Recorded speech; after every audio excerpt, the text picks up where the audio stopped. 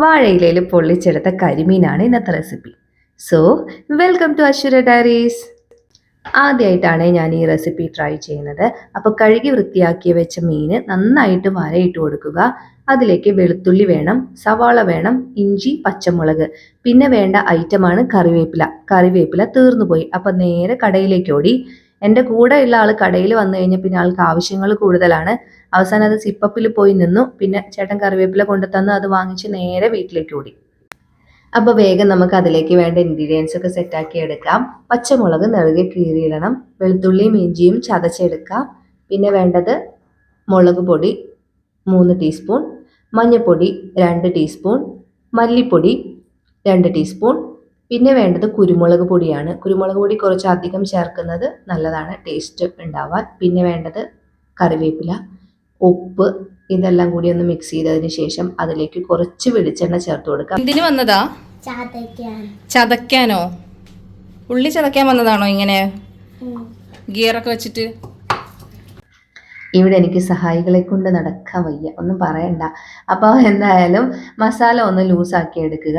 എന്നിട്ട് ഈ മീൻ ഇന്നലെ പുരട്ടിയിട്ട് നമ്മൾ എത്രത്തോളം സമയം ഫ്രിഡ്ജിൽ റെസ്റ്റ് ചെയ്യാൻ വെക്കുന്നോ അതാണ് കേട്ടോ ഇതിൻ്റെ ടേസ്റ്റ് എന്ന് പറയുന്നത്. അപ്പം നല്ല ഭംഗിയായിട്ട് മീനിൽ മസാലയൊക്കെ പുരട്ടി കൊടുക്കുക. അതിൻ്റെ ഉള്ളിലേക്കൊക്കെ നന്നായിട്ട് തേച്ച് പിടിപ്പിച്ച് കൊടുക്കണേ. തേച്ച് പിടിപ്പിച്ച് കൊടുത്ത് നല്ലൊരു കണ്ടെയ്നറിലാക്കിയിട്ട് ഒരു 1 അവർ ഫ്രിഡ്ജിൽ റെസ്റ്റ് ചെയ്യാൻ വെച്ചിട്ടുണ്ടെങ്കിൽ അടിപൊളിയായിരിക്കും. സംഭവം എന്താ? എവിടെ പോവാ?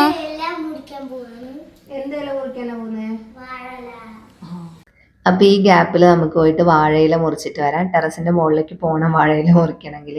ഉണ്ടാവുമെന്ന് അറിയില്ല, പോയി നോക്കിയാലേ അറിയുള്ളൂ. കാറ്റ് കാരണം കുറേയൊക്കെ കീറി നിൽപ്പുണ്ട്. ഉണ്ടായിരുന്നു, കുറച്ച് കിട്ടി. അപ്പൊ ഇവർ രണ്ടുപേരും കൂടെ ഉണ്ട് എല്ലാത്തിനും സഹായിക്കാനായിട്ട്. ഇങ്ങനത്തെ കാര്യങ്ങളൊക്കെ ചെയ്യാൻ ഭയങ്കര ഇൻട്രസ്റ്റ് ആണ്. അപ്പൊ കുറച്ച് ഇലേ കിട്ടിയുള്ളൂ. ബാക്കിയുള്ള ഇല താഴത്തെ ബെഡ്റൂമിന്റെ ജനലിൽ നിന്ന് സൈഡിൽ കൂടെ എടുത്തിട്ട് അങ്ങനെ പൊട്ടിച്ചു. അപ്പം ഇലയൊക്കെ പൊട്ടിച്ച് വന്നിട്ടുണ്ട്. അപ്പം ഇനി ബാക്കി പരിപാടിയും കൂടെ നോക്കാം. മസാലയ്ക്ക് വേണ്ട സാധനങ്ങളൊക്കെ നമ്മൾ ഓൾറെഡി കട്ട് ചെയ്ത് വെച്ചാണ്. അതിലേക്ക് ഒരു 3 തക്കാളിയും കൂടെ വേണമായിരുന്നു. അത് ചെറുതായിട്ട് അരിഞ്ഞു കൊടുക്കുക. പിന്നെ വെളിച്ചെണ്ണയാണ് കേട്ടോ നമ്മൾ കുക്ക് ചെയ്യാൻ വേണ്ടി ഉപയോഗിക്കുന്നത്. ഫ്രൈയിങ് പാനിലേക്ക് വെളിച്ചെണ്ണ ഒഴിക്കുക, സവാള ഇട്ട് കൊടുക്കുക. നേരത്തെ കട്ട് ചെയ്ത് വെച്ച സവാളയാണ്. അപ്പോൾ അത് നന്നായിട്ടൊന്ന് വഴറ്റുക. കുറച്ച് വഴന്നു വരുമ്പോൾ അതിലേക്ക് നേരത്തെ മുറിച്ച് വെച്ച പച്ചമുളക്, ചതച്ച് വെച്ച വെളുത്തുള്ളി, ഇതെല്ലാം ചേർത്ത് നന്നായിട്ടൊന്ന് വഴറ്റി കൊടുക്കുക. കുറച്ച് കറിവേപ്പിലയും കൂടി ചേർത്ത് കൊടുക്കുക. നന്നായിട്ട് വഴന്നു വരുമ്പോഴത്തേക്കും അതിലേക്ക് മുളക് പൊടി, മഞ്ഞൾപ്പൊടി, കുറച്ച് മല്ലിപ്പൊടി ചേർത്ത് പച്ചമണം മാറുന്ന വരെ നന്നായിട്ട് ഇളക്കി കൊടുക്കണേ. നല്ല പണിയാണ്. അപ്പം അതിനുശേഷം അരിഞ്ഞു വെച്ച തക്കാളി അതിലേക്ക് ചേർത്ത് നന്നായിട്ട് മിക്സ് ചെയ്ത് കൊടുക്കുക. അടച്ചു വെക്കുക. തക്കാളി വെന്തതിന് ശേഷം തുറന്ന് ആ തക്കാളി ഉടച്ച് ആ മസാലയുടെ കൂടെ നന്നായിട്ട് ചേർത്ത് കൊടുക്കണം കേട്ടോ. നല്ല മണം വരുന്നുണ്ട്. ഈ മസാലയാണ് കേട്ടോ നമ്മുടെ മെയിൻ സാധനം. അപ്പോൾ അത് നല്ല സെറ്റാക്കി എടുക്കാൻ വേണ്ടി ശ്രദ്ധിക്കുക. എന്നിട്ട് ചേർക്കേണ്ടത് തേങ്ങാപ്പാലാണ്. തേങ്ങാപ്പാൽ നല്ല തേങ്ങ പിഴിഞ്ഞെടുത്ത തേങ്ങാപ്പാലാണെങ്കിൽ നല്ല അടിപൊളിയായിരിക്കും. പക്ഷെ ഞാനിവിടെ എടുത്തത് ഇൻസ്റ്റൻറ്റ് കോക്കനട്ട് പൗഡറാണ്. അപ്പോൾ അത് തേങ്ങാപ്പാലൊക്കെ ചേർത്ത് ഒന്നുകൂടി അടച്ചു വെച്ചിട്ടുണ്ട്. അതിനിടയ്ക്ക് നമുക്ക് വാഴയില എടുത്തിട്ട് പാകത്തിനൊന്ന് കട്ട് ചെയ്തെടുത്ത് ഒന്ന് ക്ലീൻ ചെയ്തെടുക്കാം. അപ്പം മസാല റെഡിയായി കേട്ടോ. മസാല റെഡിയായി. നമുക്കിനി അത് അപ്പുറത്തേക്ക് അങ്ങോട്ട് മാറ്റി വെച്ചേക്കാം. ഇനി നമുക്ക് ഫിഷ് ഫ്രൈ ചെയ്തെടുക്കണം. അപ്പോൾ ഫിഷ് ഫ്രൈ ചെയ്യുന്നതിൻ്റെ ഇടയിൽ കൂടെ തന്നെ നമുക്ക് വാഴയില തുടച്ച് ക്ലീൻ ചെയ്ത് അതൊന്ന് ചൂടാക്കിയെടുക്കണം, ഒന്ന് വാട്ടിയെടുക്കണം. എങ്കിലും അത് നമുക്ക് കറക്റ്റ് പൊതിയാനുള്ള ഇതിൽ കിട്ടും, അല്ലെങ്കിൽ പൊട്ടിപ്പോവും. അപ്പം അതെല്ലാം സെറ്റായിട്ടുണ്ട്. ഫിഷും ഫ്രൈ ചെയ്ത് കഴിഞ്ഞു. അപ്പം നമ്മുടെ ചട്ടി എടുക്കുക, അതിലേക്ക് എണ്ണ തടവി കൊടുത്ത് സ്റ്റവിൽ വെച്ച് ഇത് കെട്ടാനുള്ള വാഴയില കെട്ടാനുള്ള ആ ത്രെഡും കൂടി വെച്ച് കൊടുക്കുകയാണേ. അങ്ങനെ ഇല വെച്ച് കൊടുത്ത് അതിലേക്ക് മസാല പുരട്ടി കൊടുക്കുക. മസാല പുരട്ടി അതിലേക്ക് മീൻ വെച്ച് കൊടുക്കണം. മീനിൻ്റെ മുകളിൽ വീണ്ടും നമ്മൾ മസാല പുരട്ടി കൊടുക്കുക. ഇതിലേക്ക് നമ്മൾ ഒഴിക്കേണ്ട ഒരു സാധനം ഉണ്ട് കേട്ടോ, തേങ്ങാപ്പാൽ നമ്മൾ മസാലയിൽ ചേർത്തിരുന്നു. പക്ഷേ ഈ ഫിഷിൻ്റെ കൂടെയും അത് ചേർത്ത് കൊടുക്കണം. കാഷ്യൂ നട്ട്സ് ഒക്കെ ഓപ്ഷണലാണ്, നിങ്ങൾക്ക് വേണമെങ്കിൽ ചേർത്താൽ മതി. തേങ്ങാപ്പാലാണ് മെയിനായിട്ട്. എത്രത്തോളം തേങ്ങാപ്പാൽ നമ്മൾ ഒഴിക്കുന്നു അതാണ് ഇതിൻ്റെ ഏറ്റവും ടേസ്റ്റ് എന്ന് പറഞ്ഞ സാധനം. അങ്ങനെ നല്ല തേങ്ങാപ്പാലൊക്കെ നല്ല റിച്ചായിട്ട് അങ്ങോട്ട് ഒഴിച്ചു കൊടുക്കുക. ഒരു മടിയും കാണിക്കണ്ട, നിറയെ അങ്ങോട്ട് ഒഴിച്ചോളൂ.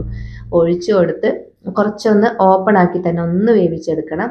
അത് കഴിഞ്ഞ് പതിയെ നമുക്കതൊന്ന് വാഴയില പൊതിഞ്ഞ് കെട്ടി അടച്ച് ഭംഗിയാക്കിയൊക്കെ ഒന്ന് വെച്ച് കൊടുക്കാം. അങ്ങനെ അതിരുന്ന് ആ വാഴയിലയുടെയും മസാലയുടെയും ഒക്കെ അടിപൊളി സ്മെല്ല് വരുന്നുണ്ട്. വാഴയില പൊതിഞ്ഞതിന് ശേഷം ചട്ടിയിൽ വെച്ചിട്ട് അത് സിമ്മിലിട്ട് അടച്ചു വെച്ച് നന്നായിട്ടൊന്ന് ആവി കൊള്ളിച്ച് വേവിക്കണം കേട്ടോ. എങ്കിലേ അതിൻ്റെ കറക്റ്റ് ടേസ്റ്റ് നമുക്ക് കിട്ടുള്ളൂ. പല രീതിയിലും ഉണ്ടാക്കാം. ഞാൻ ട്രൈ ചെയ്തത് ഇങ്ങനെയായിരുന്നു. അപ്പോൾ ഫൈനലി ഇതേ നമ്മുടെ കരിമീൻ പൊള്ളിച്ചത് റെഡി ആയിട്ടുണ്ട്. സംഭവം അടിപൊളിയായിരുന്നു കേട്ടോ. ഒരു രക്ഷയുണ്ടായിരുന്നില്ല. സൂപ്പർ എന്ന് പറഞ്ഞാൽ സൂപ്പറായിരുന്നു. പിന്നെ ഫ്രഷ് കോക്കനട്ട് മിൽക്ക് യൂസ് ചെയ്യാൻ വേണ്ടി ട്രൈ ചെയ്യുക. അത് മാത്രമേ എനിക്കൊരു സജഷൻ പറയാനുള്ളൂ. സംഭവം അടിപൊളിയായിരുന്നു. അപ്പോൾ അടുത്തൊരു വീഡിയോ ആയിട്ട് കാണുന്നവരെ ടാറ്റാ ബൈ.